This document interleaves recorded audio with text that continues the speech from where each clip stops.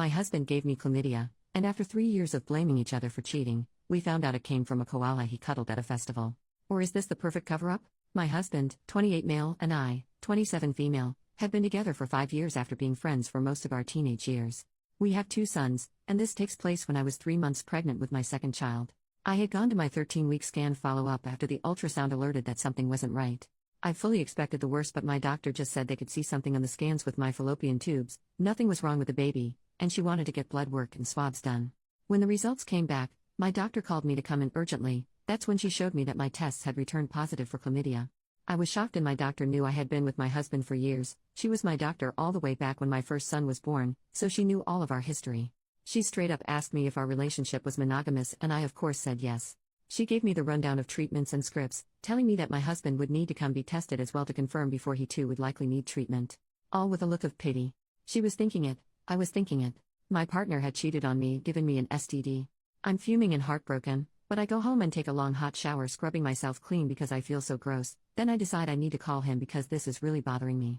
He is at work and I'm crying on the phone explaining that I've just been to the doctors and gotten results that I'm positive for chlamydia, and how could he do this, you bastard, all the works. I hang up and he is calling me over and over, but I'm trying to calm down as I have to grab our son from daycare and still be put together as a mother somehow. I ignore his calls and go about my day utterly crushed. When he finally comes home, I'm in the middle of feeding our son dinner. He comes in the house, sets his stuff down loudly and throws his keys at the wall. He sees that I've got our son, so he just walks into the bedroom and slams the door, and I hear the shower run. I'm confused and even more hurt because I don't know what I was expecting, but this wasn't it. I finish feeding our son and bed routine, then settle him to sleep. It's about 8 p.m. by now and I'm exhausted, but I go to the room to talk to my husband and he is sitting on the bed holding his head in his hands crying.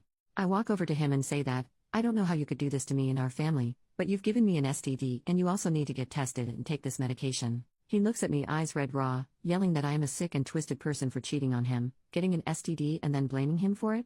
So my husband is upset and visibly shaking, and I can't fathom what he is saying. He thinks I'm the one who has been unfaithful, and I'm just furious. I have never cheated and I hate cheating.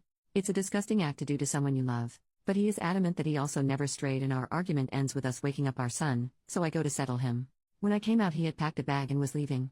He said he was going to stay with his parents for a bit. He left, and I just cried all night long. I was so confused and didn't know what to do. The next few weeks were hell. He tested positive obviously, and the both of us were accusing each other. It got to the point that I asked if he wanted to separate, because I didn't see how this could be resolved since neither of us would own up. He said he would tell me the answer if the pregnancy I was carrying truly was his baby after a paternity test. We went and got the tests, and of course it was his child. We went to therapy, which never really solved anything. He eventually moved back in. All of our history combined with knowing that at the end of the day I loved this man and didn't want a broken family was a big part of why I eventually decided to just accept that he cheated and wouldn't own up to it. We just moved on with life. Sure, a little less sunshine and joy than before this happened.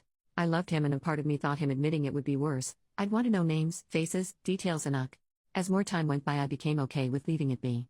So it's more than 2.5 years later now, and Adam is scrolling through TikTok when this video with Robert Irwin comes on. He was talking about how the biggest threat to koala populations is chlamydia. I swear if a light bulb appeared in his head it would have shone out of his ears because I saw him start to piece things together. He now has come to the conclusion that he thinks he did give me chlamydia, but not through cheating.